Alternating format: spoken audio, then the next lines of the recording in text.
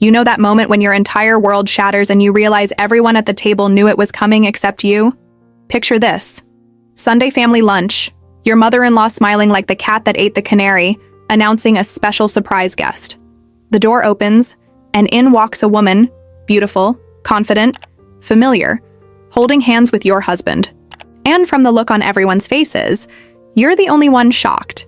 That's when I understood. This wasn't a surprise. This was an ambush, and they had all been in on it from the very beginning. Hi, I'm Claire. I'm 33, a registered nurse from Chicago, and I'm about to tell you how I discovered that my 5-year marriage was nothing but an elaborate lie, and my own family helped write the script. The worst part wasn't the betrayal itself. It was the planning that had gone into it. I remember every detail of that Sunday. It was mid-November, one of those gray Chicago days where the cold seeps into your bones no matter how many layers you wear. My husband Marcus and I had driven to his parents' house in the suburbs for our usual monthly family lunch, a tradition his mother, Patricia, had insisted on since we got married. I had actually been looking forward to it. Work had been brutal that week, back-to-back 12-hour shifts in the ICU, dealing with understaffed units and overwhelming patient loads. I was exhausted, emotionally drained, and honestly just wanted some normalcy. Some family time where I could relax and not think about ventilators and medication charts and the weight of life and death decisions. Marcus had been quiet during the drive. I noticed, but I chalked it up to work stress. He was a corporate lawyer at a mid-sized firm, and he'd been working on a big case. We'd barely seen each other that week, which wasn't unusual given our schedules. Ships passing in the night? We used to joke. Except neither of us was laughing about it anymore. When we arrived, Patricia greeted us at the door with that smile, the one I would later recognize as predatory, but at the time just seemed unusually enthusiastic. Claire, Marcus, wonderful to see you. She kissed my cheek, but I noticed she held Marcus a beat longer when she hugged him. I have a special surprise today. A guest is joining us for lunch. Oh, I said, hanging up my coat. Who? It's a surprise, she winked. Someone Marcus will be very happy to see. I glanced at Marcus, expecting him to look as curious as I felt. Instead, he looked tense. His jaw was tight, and he wouldn't meet my eyes. Marcus, do you know who it is? I asked. Mom likes her surprises, he said, which wasn't really an answer. The house smelled like Patricia's signature pot roast, the one she always made for special occasions. Marcus's father, Richard, was in the living room watching football. His younger sister, Amber, was there too, along with her husband, Jeff. Everyone seemed to be in on whatever this was, exchanging glances I couldn't quite read. We sat down in the dining room, Patricia's formal one with the good china and crystal glasses she only used for important events. That should have been my first clue that this wasn't just a casual family lunch. So when is this mystery guest arriving? I asked, trying to keep the conversation light. Any minute now, Patricia said, practically vibrating with excitement. I think you're all going to be so pleased. Amber shot a look at Marcus that I definitely caught. It wasn't a friendly, isn't this fun look. It was loaded with something else. Concern? Guilt? I couldn't tell. The doorbell rang, and Patricia jumped up like she'd been waiting for it. That must be her now. Her? So it was a woman. I ran through possibilities in my mind. Maybe Marcus's aunt from Florida, or Patricia's college friend, or some distant cousin I'd never met. I heard Patricia at the door, her voice warm and welcoming. Vanessa? Oh, you look absolutely beautiful. Come in, come in. Vanessa. The name didn't mean anything to me. I looked at Marcus, who had gone completely pale. His hands were gripping the edge of the table so hard his knuckles were white. Marcus, I said quietly. Who's Vanessa? Before he could answer, Patricia walked into the dining room, and behind her was a woman who looked like she'd stepped out of a magazine. Tall, elegant, wearing a designer dress that probably cost more than my monthly salary. Dark hair perfectly styled, makeup flawless, confidence radiating from every pore. And she was holding Marcus's hand, not Patricia's hand, leading her into the room. Marcus's hand. She had walked over to where he was sitting, reached out, and he had taken her hand like it was the most natural thing in the world. I sat there, frozen, watching my husband hold hands with a strange woman while his entire family smiled like this was perfectly normal. Everyone, Patricia announced, her voice filled with barely contained glee. I'd like you to meet Vanessa Morrison. Though I suppose some of you already know her. Vanessa smiled at the table, her eyes landing on me last. There was something in that smile, triumph, maybe, or vindication. It's wonderful to see you all again, she said, her voice smooth and cultured. It's been too long. Again, she'd met them before. They all knew her. I looked around the table. Richard was nodding politely. Amber was staring at her plate. Jeff looked uncomfortable but unsurprised. And Marcus was still holding this woman's hand, not looking at me, not explaining, just sitting there like he'd forgotten I existed. I'm sorry, I said, my voice sounding distant to my own ears. I don't think we've met. I'm Claire. Marcus's wife? The word wife seemed to hang in the air, heavy and sharp. Vanessa's smile didn't waver. Of course. Marcus has told me all about you. Has told. Present tense. They'd been talking. Recently. I turned to Marcus. Can you explain what's going on here? He finally looked at me, and what I saw in his eyes made my stomach drop. It wasn't confusion or surprise. It was resignation. Like this was a conversation he'd been dreading but knew was coming. Claire, we need to talk. I think we need to talk right now, I said, trying to keep my voice steady. Starting with why this woman is holding your hand at your parents' dinner table. Patricia jumped in before Marcus could respond. Now, Claire, there's no need to be hostile. Vanessa is an old friend of the family. We've known her for years. And yet, I've never met her. In 5 years of marriage. That's interesting. You've been so busy with your work, Patricia continued, her tone suggesting that my career as a nurse was somehow a character flaw. We didn't want to burden you with every little social obligation. Meeting my husband's old friends isn't a social obligation. It's basic courtesy. Amber finally spoke up, her voice quiet. Claire, maybe you and Marcus should talk privately. No, I said firmly. Whatever this is, everyone here clearly knows about it except me. So let's put it all on the table. Right now. Marcus finally dropped Vanessa's hand. She sat down in the empty chair, the one I now realized had been specifically set for her, right next to Marcus, and folded her hands in her lap like she was settling in for a show. Marcus, I said, my voice harder now. Who is she? He took a breath. Vanessa and we knew each other before I met you. We dated for 3 years. Dated, past tense. That should have been a relief. But the way everyone was acting told me there was more to the story. Okay, I said slowly. And you're reconnecting with an ex-girlfriend at a family lunch because, Patricia interjected, we think Marcus made a mistake. When he chose you over Vanessa. The words hit me like a physical blow. I actually felt my body recoil, my breath catching in my throat. Excuse me. Now don't take this the wrong way, Patricia continued, as if there was a right way to take what she'd just said. You're a perfectly nice girl, Claire, but you and Marcus, you're not right for each other. Anyone can see that. Anyone. I looked around the table. Has everyone here been discussing how wrong I am for Marcus? More uncomfortable silence, which was answer enough. Richard cleared his throat. Claire, you have to understand. Vanessa and Marcus were perfect together. They came from the same world, had the same values, wanted the same things. When they broke up, we were all devastated. They broke up, I repeated. Marcus chose to end that relationship and chose to marry me. Because you were convenient, Vanessa said, speaking directly to me for the first time. Her voice was kind, almost pitying, which somehow made it worse. You were there, you were interested, and Marcus was hurt and angry at me for something that happened between us. He married you to prove a point, but we both know it was never real. I looked at Marcus, waiting for him to deny it. To defend me, defend our marriage, defend the 5 years we'd spent building a life together. He didn't. Marcus, I said, my voice breaking slightly. Tell her she's wrong. He opened his mouth, closed it, then opened it again. Claire, I don't know how to explain this. Try. Use words. That's literally your job as a lawyer. You and he started, then stopped. We work well together. We have a comfortable life. But Vanessa and what we had was different. It was real. I finished for him. Are you saying our marriage isn't real?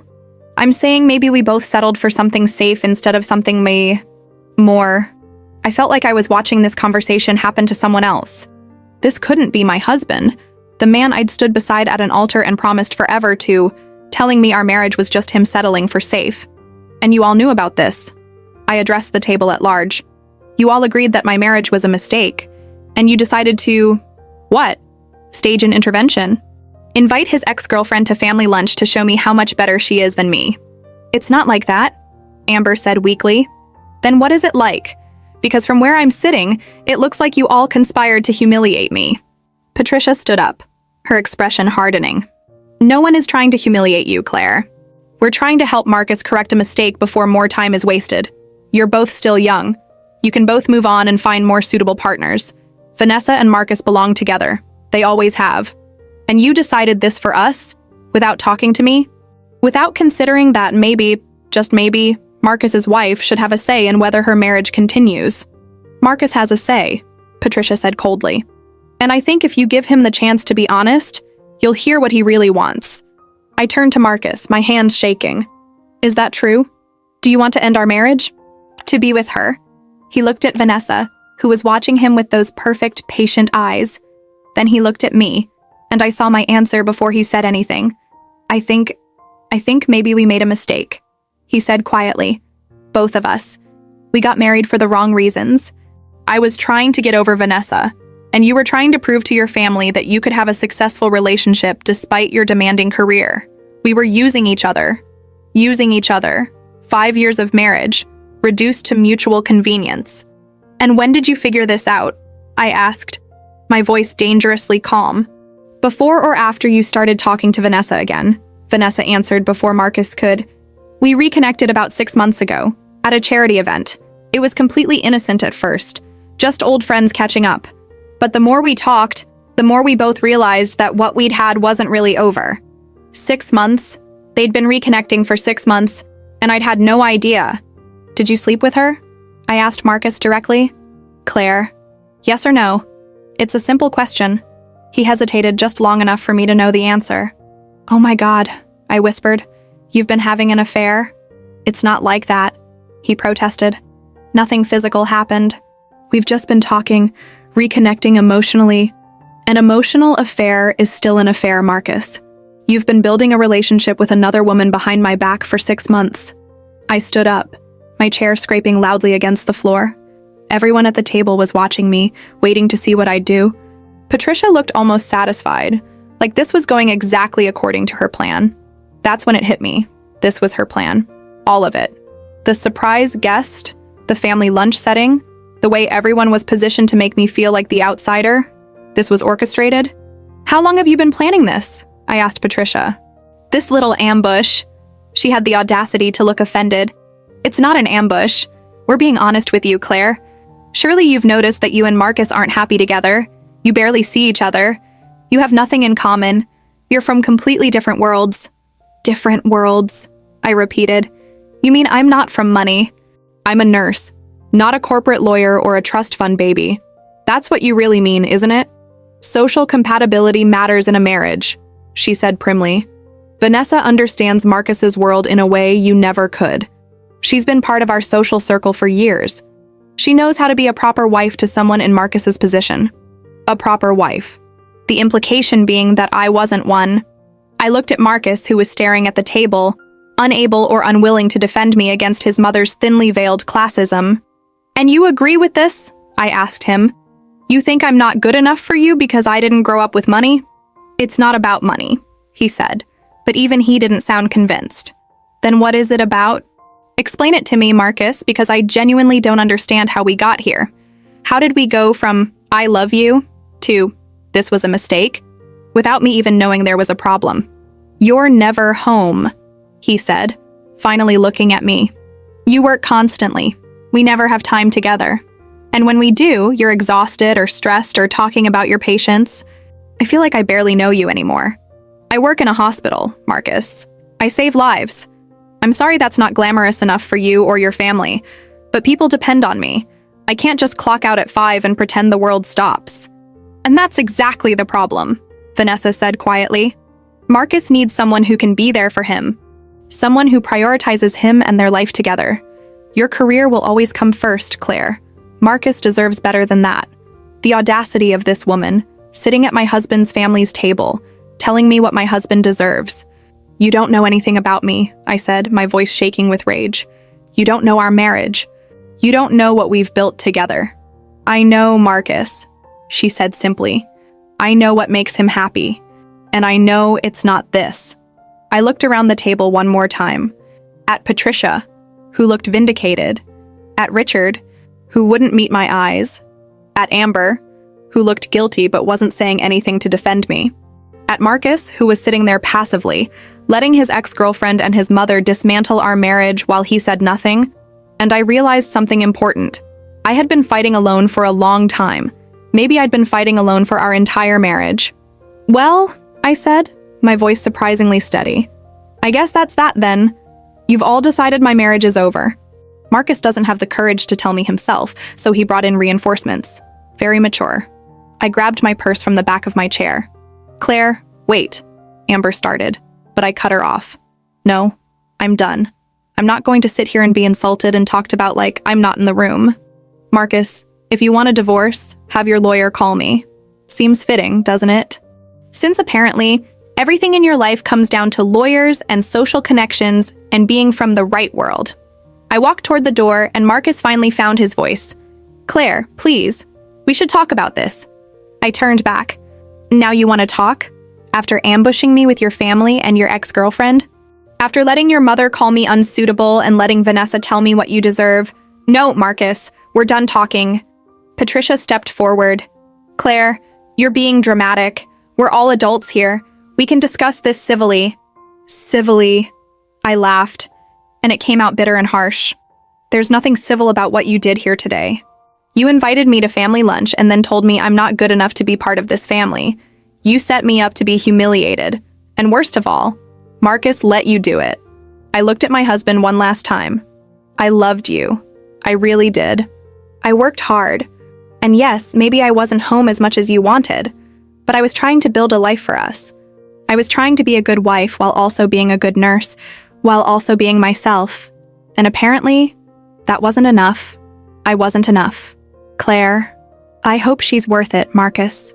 I hope Vanessa gives you everything you think you're missing. I hope you're very happy in your proper marriage with someone from the right world, because you just threw away 5 years with someone who actually loved you for who you were, not for what world you came from." I walked out of that house and didn't look back. But as I sat in my car in their driveway, hands shaking too much to turn the key, I realized something that made everything worse. This wasn't a spur-of-the-moment decision. This had been planned, coordinated. They had all known this was coming. Marcus, his family, even Vanessa, everyone except me. And that meant my entire marriage, maybe from the very beginning, had been built on lies. I sat in that driveway for 20 minutes before I could physically make myself start the car. My hands were shaking so badly I could barely grip the steering wheel. Through the living room window, I could see them all still sitting at the dining table, probably celebrating. Probably relieved that the difficult part was over and they could all go back to pretending they were good people who had done the right thing. The drive back to our apartment, my apartment now, I guess, was a blur. I don't remember making turns or stopping at lights. I was on autopilot, my brain trying to process what had just happened while my body went through the motions of getting me home safely. When I walked into our place, everything looked exactly the same as when we'd left that morning. Marcus's coffee cup was still in the sink. His jacket was thrown over the back of the couch. The book I'd been reading was on the coffee table, bookmark saving my place. Everything was normal and mundane and completely unchanged. Except everything had changed. I stood in the middle of our living room and tried to figure out what to do next. Call someone, cry, scream, pack Marcus's things and throw them in the hallway. I had no template for this situation. They don't teach you in nursing school how to handle coming home from a family lunch where you discover your entire marriage was a lie. My phone started ringing. Marcus. I declined the call. It rang again immediately. I turned it off. Then I did something I probably should have done months ago. I opened Marcus's laptop. He had left it on the coffee table. Opened to his email. We'd always had each other's passwords. No secrets in a good marriage, he'd said when we first moved in together. Apparently, that only applied to me. I knew what I was looking for, even if I didn't want to admit it. Evidence, proof. Something that would tell me whether the past 6 months of emotional reconnection with Vanessa had really stayed emotional. It took me less than 5 minutes to find the emails. They went back further than 6 months. Much further. The first one I found was from nearly 2 years ago. Short. Seemingly innocent. Saw you at the Morrison fundraiser last night. You looked beautiful. Hope you're doing well. Marcus's response. Good to see you too. We should catch up sometime. Then nothing for a few months. Then another exchange, longer this time.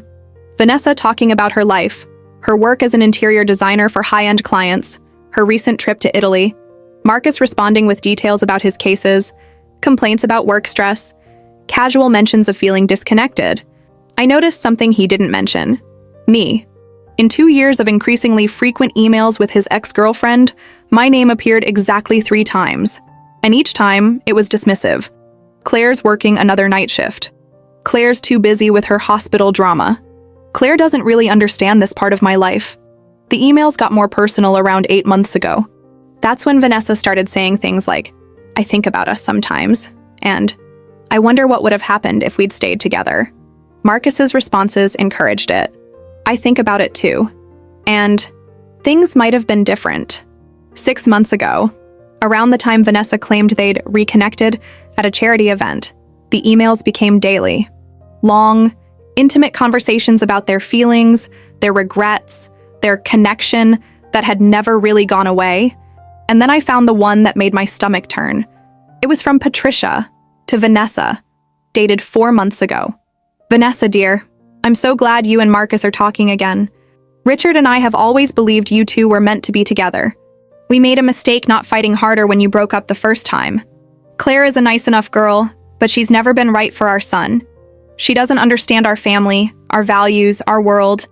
Marcus needs someone like you. Someone who can be a true partner in every sense. Let's discuss how we can help bring you two back together properly. Perhaps a family gathering where Claire can see that she doesn't really fit. Sometimes people need a clear picture of reality to accept the truth. Call me this week. Love, Patricia. I read it 3 times, each time feeling sicker. This wasn't just Marcus having an affair.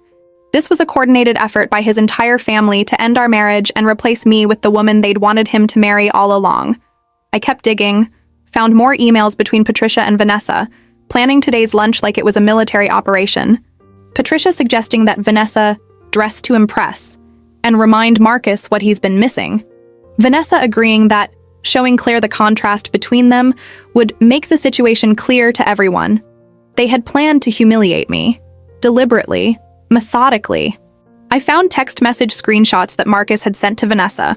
Complaints about me, about our marriage, intimate details that should have been private between a husband and wife.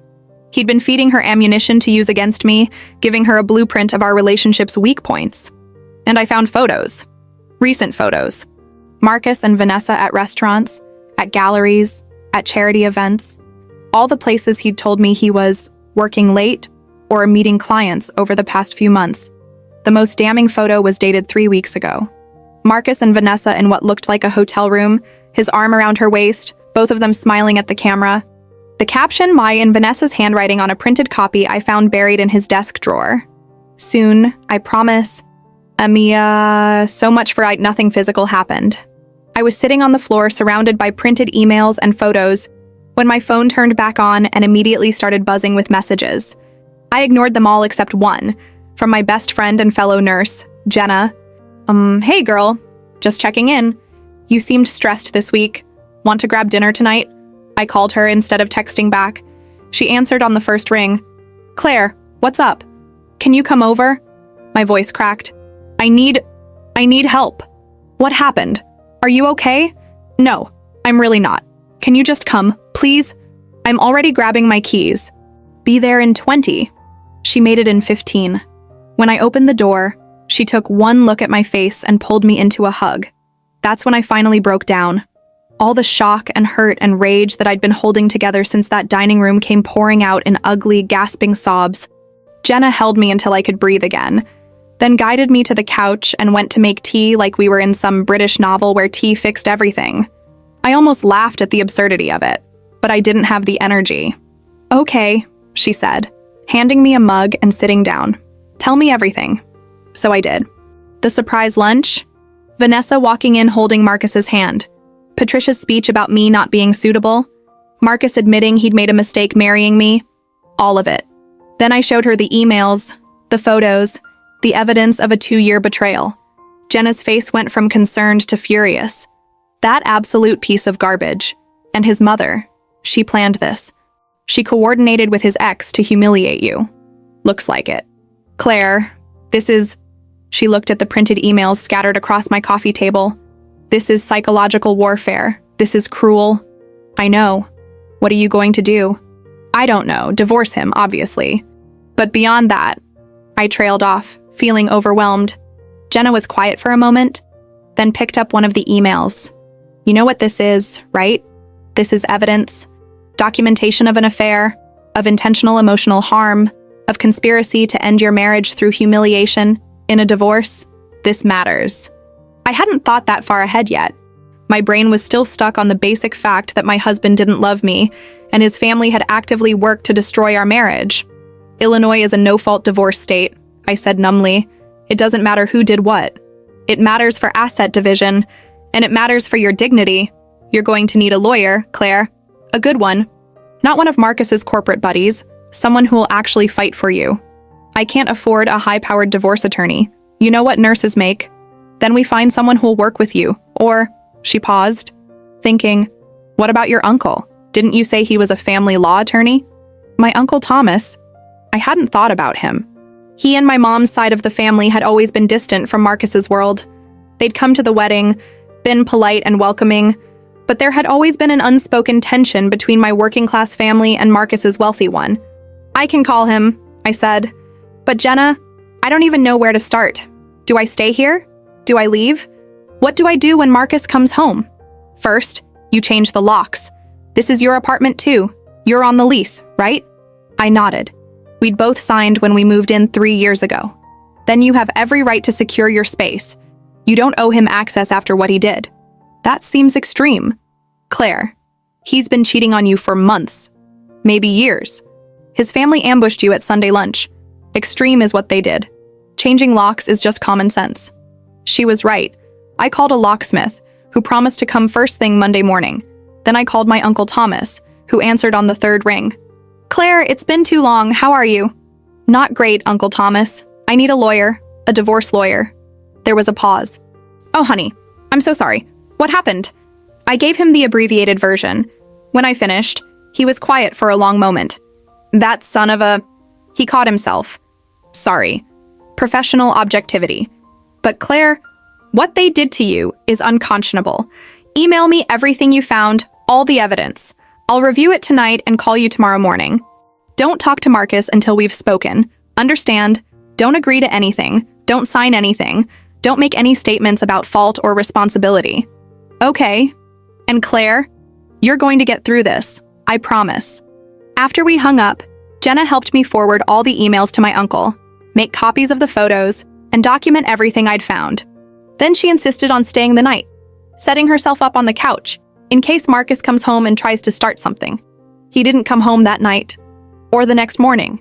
Monday afternoon, I got a text. Staying at my parents' house for a few days. We need space to think. Space to think. Like I was the one who needed to reconsider things. I didn't respond. Uncle Thomas called Monday evening. I reviewed everything you sent. Claire, you have a very strong case here.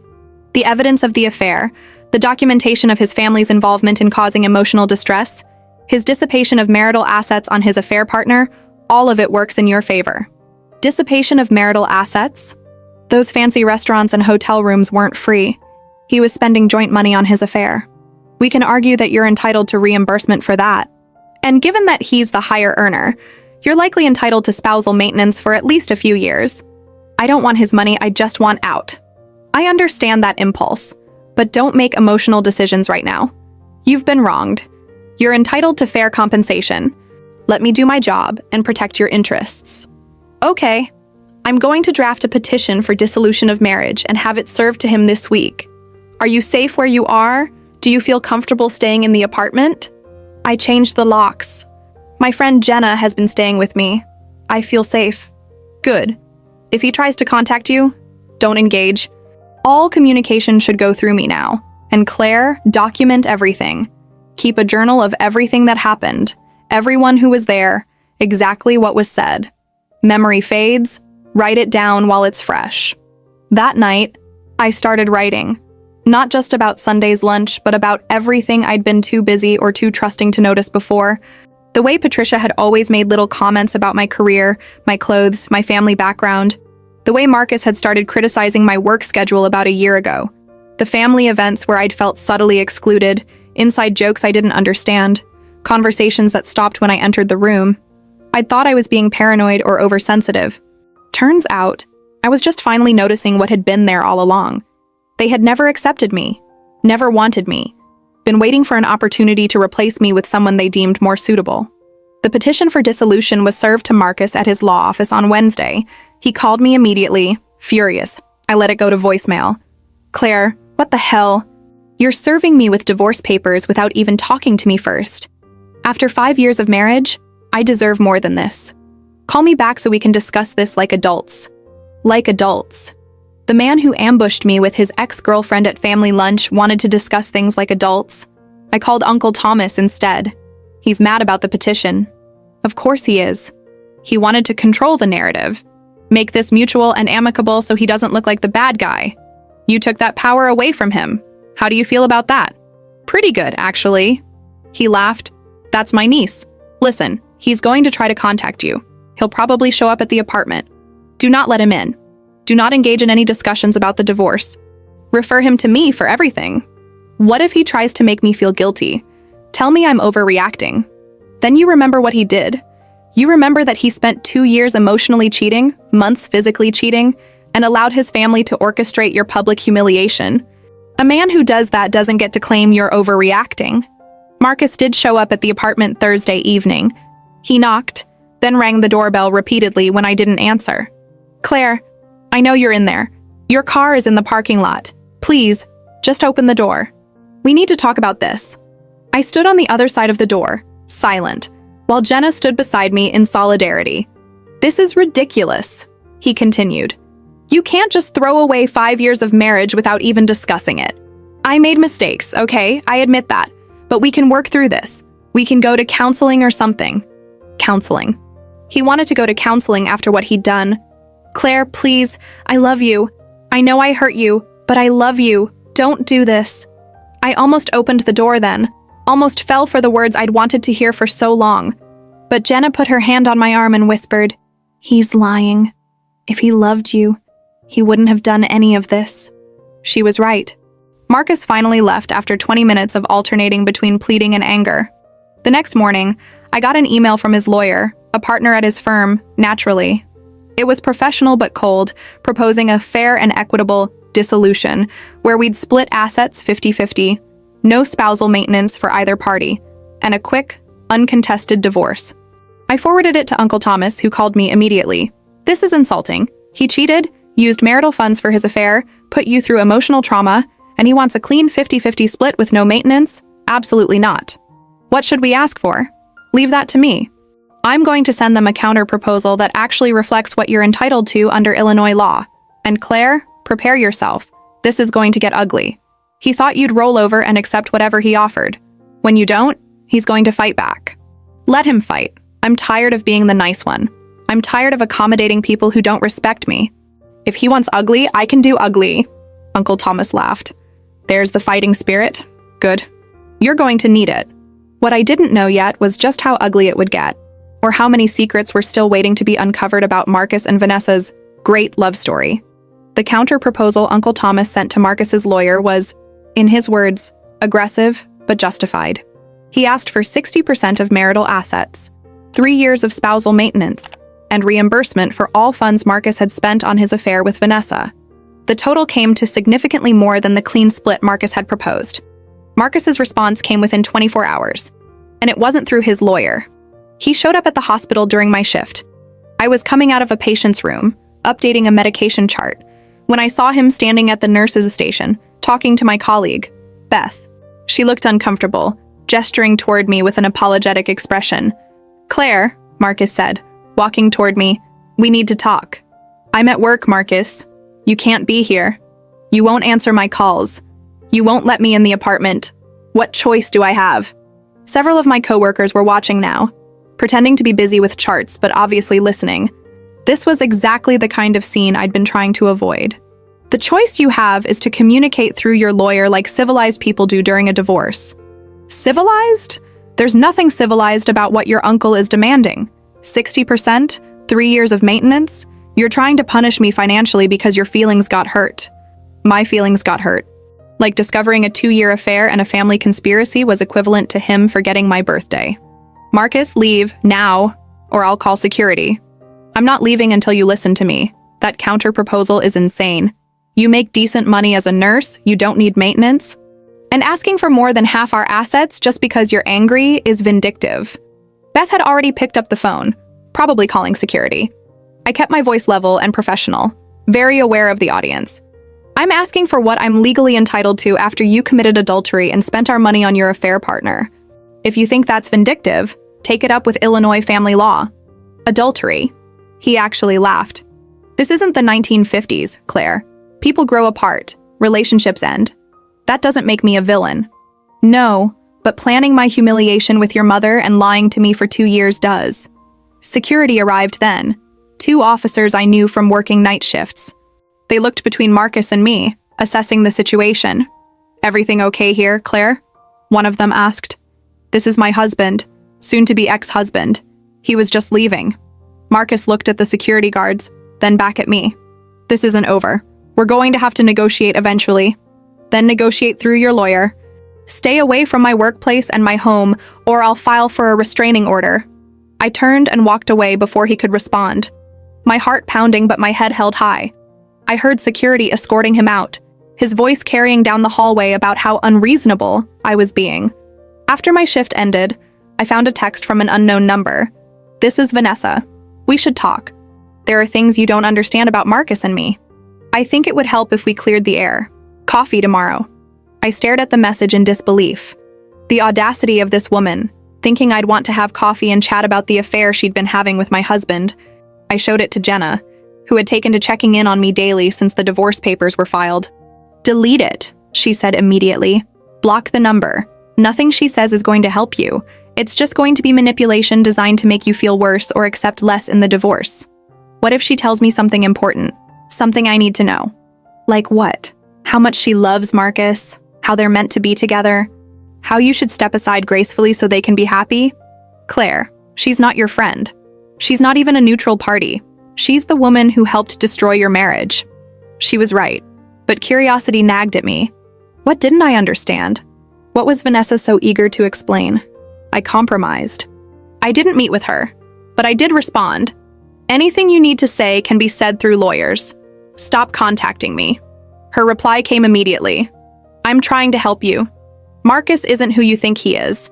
There's a reason we broke up the first time, and you deserve to know the truth before you're blindsided again. Before I'm blindsided again? What did that mean? Against my better judgment, I called Uncle Thomas. Vanessa Morrison just texted me saying I need to know the truth about why she and Marcus broke up originally. Should I be concerned? He was quiet for a moment. What exactly did she say? I read him the messages. Interesting, he said. And she's either trying to manipulate you, or she actually has information that could be relevant. Let me do some digging. In the meantime, don't respond to her again. What kind of digging? I have an investigator I use for complicated cases. Let me put him on this. See what we can find out about Marcus and Vanessa's original relationship and breakup. If there's something there, we'll find it. That seems like a lot of effort. Claire, in a contentious divorce, information is power. If Vanessa knows something that could impact the case, I want to know it before Marcus's lawyer tries to use it against you. 3 days later, Uncle Thomas called me with an edge in his voice I'd never heard before. We need to meet, in person. Are you free this evening? What did you find? Not over the phone. Come to my office at 6. I spent the rest of the day distracted, wondering what could be so serious that he wouldn't discuss it over the phone. When I arrived at his office that evening, he had files spread across his desk and a grim expression on his face. Sit down, he said. What I'm about to tell you is complicated. Just tell me. He opened one of the files. My investigator spoke to some people who knew Marcus and Vanessa during their original relationship. Mutual friends, former colleagues, people in their social circle.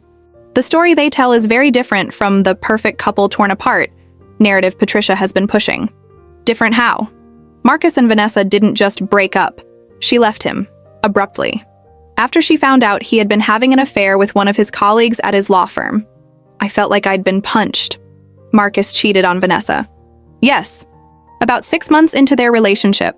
The affair lasted for nearly a year before Vanessa found out.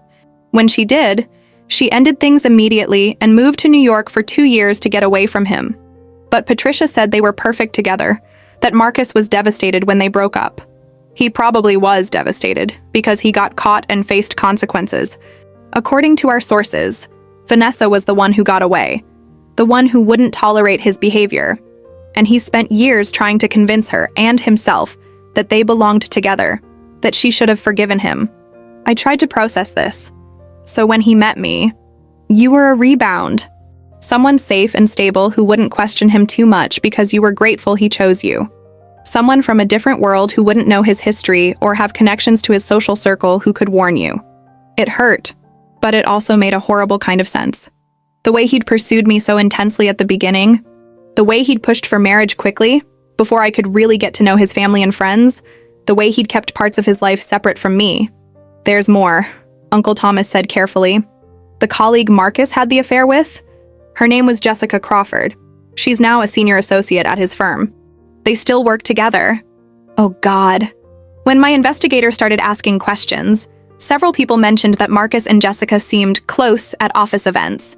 No one wanted to go on record, but the implication was clear. You think he's been cheating on me with her too? I think it's possible. And I think Vanessa knows. That's why she wanted to talk to you. She knows Marcus has a pattern, and she's trying to warn you that he'll do to her what he did to you. I sat back in my chair, trying to absorb all of this. Why would she take him back if she knows he's a cheater? People do strange things when they convince themselves they're in love. And Marcus is very good at making people believe his version of events.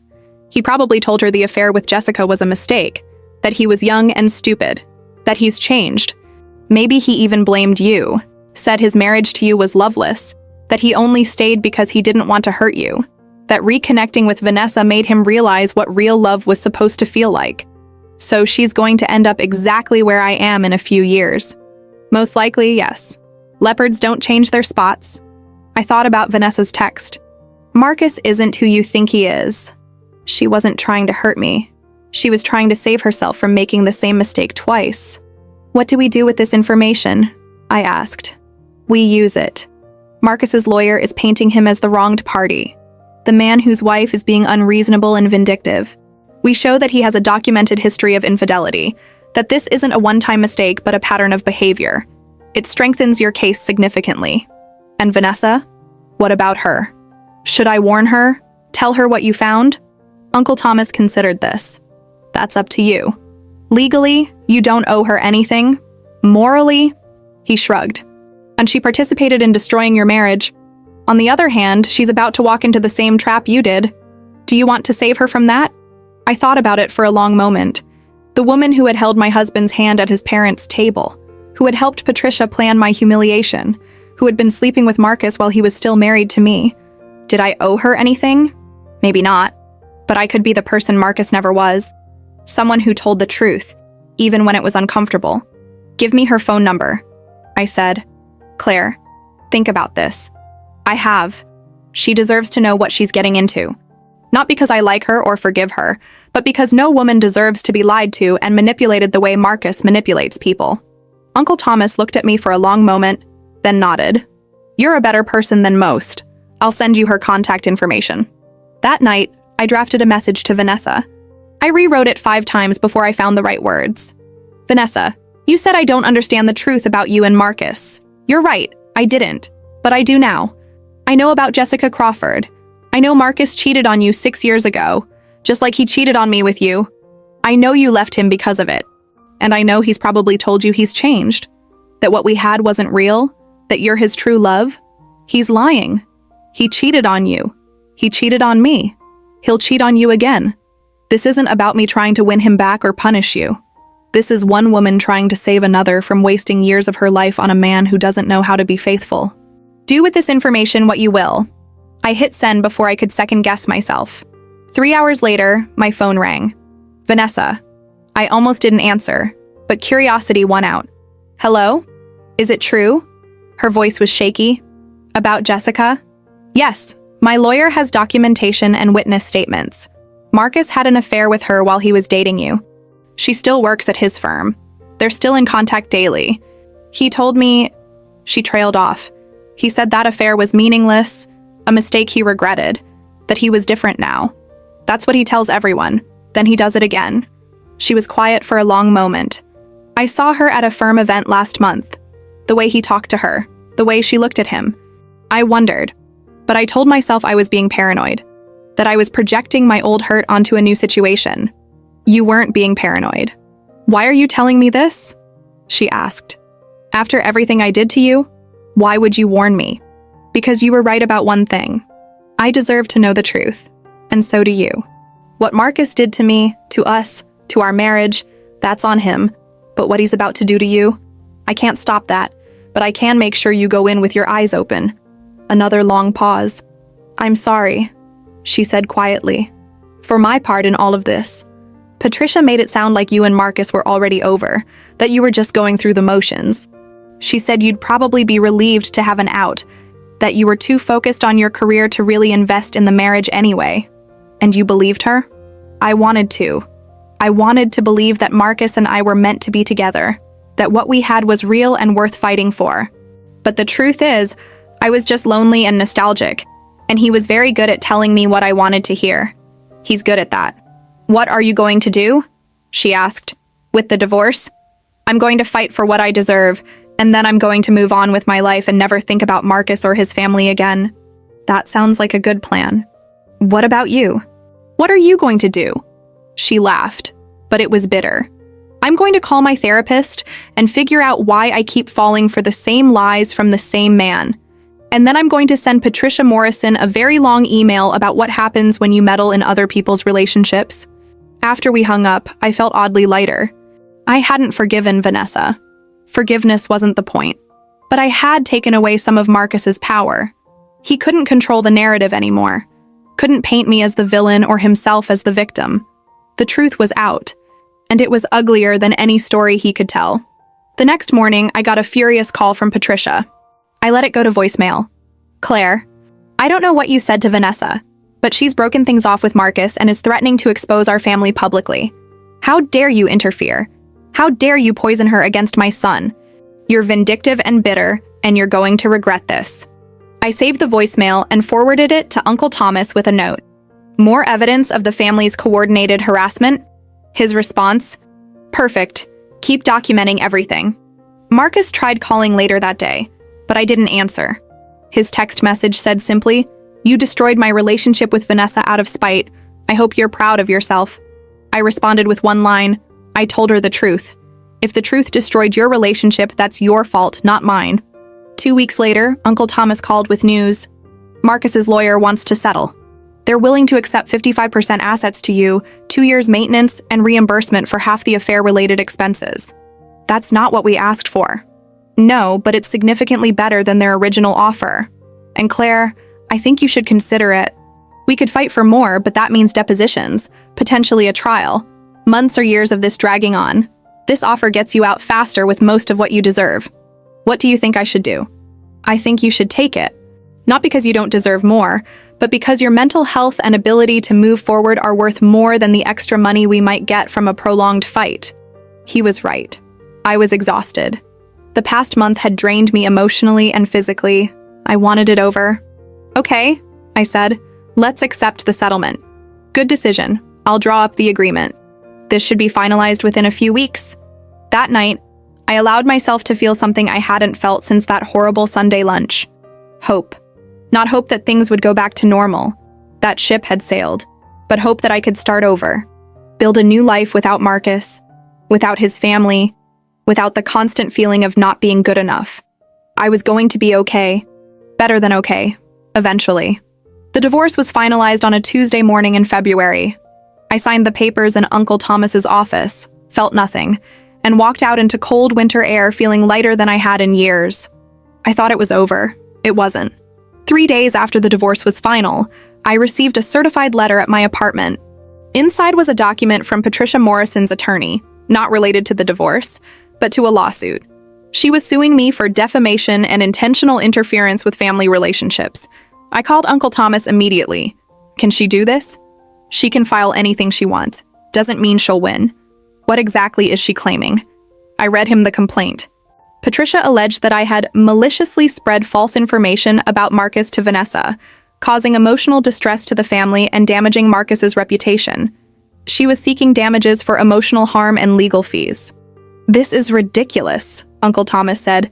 Everything you told Vanessa was documented truth. This is a nuisance suit designed to harass you. We'll file a motion to dismiss, and if they push it, we'll countersue for abuse of process. I just want them out of my life. I know, and they will be soon. One more fight, Claire. Then it's really over. The motion to dismiss hearing was scheduled for 6 weeks later. I didn't have to attend, but I chose to. I wanted to look Patricia in the eye one last time. She was there with her lawyer, dressed impeccably as always, radiating righteous indignation. When she saw me, her expression hardened into pure hatred. The judge reviewed the case quickly. Mrs. Morrison, you're alleging defamation based on statements the defendant made about your son's infidelity. Yes, Your Honor. She poisoned his relationship. Were the statements true? Patricia hesitated. That's not the point. It's exactly the point. Truth is an absolute defense to defamation. Were your son's affairs factual? Her lawyer jumped in. Your Honor, the emotional harm was self-inflicted by your client's son's behavior. Motion to dismiss granted. Mrs. Morrison, you're fortunate I'm not sanctioning you for filing a frivolous lawsuit. This case is closed. Patricia stood up, furious. This isn't over? Yes, it is, the judge said firmly. Court is adjourned. Outside the courthouse, Patricia tried to approach me. Uncle Thomas stepped between us. Mrs. Morrison, any further contact with my client will result in a restraining order and harassment charges. Walk away. She stared at me with pure venom. You destroyed my family. No, I said calmly. Your son did that all by himself. I just stopped pretending it was my fault. As she walked away, I felt it finally settle. Freedom. Real, complete freedom from these people and their toxicity. 6 months later, I heard through mutual acquaintances that Marcus and Jessica Crawford were engaged. Vanessa had moved to California and started her own design firm. Patricia and Richard's social standing had taken a hit after word spread about the divorce circumstances. And me? I got a promotion to charge nurse. Started dating a kind, honest paramedic named David, who actually showed up when he said he would. Bought a small house with my settlement money. Built a life that was mine, not a performance for people who would never approve anyway. The blue suitcase I'd imagined on that horrible Sunday, the one where they'd throw me out and expect me to crawl back, never materialized. Instead, I walked away with my dignity intact and a future I'd built myself. Sometimes the best revenge isn't revenge at all. It's living well without the people who tried to make you small.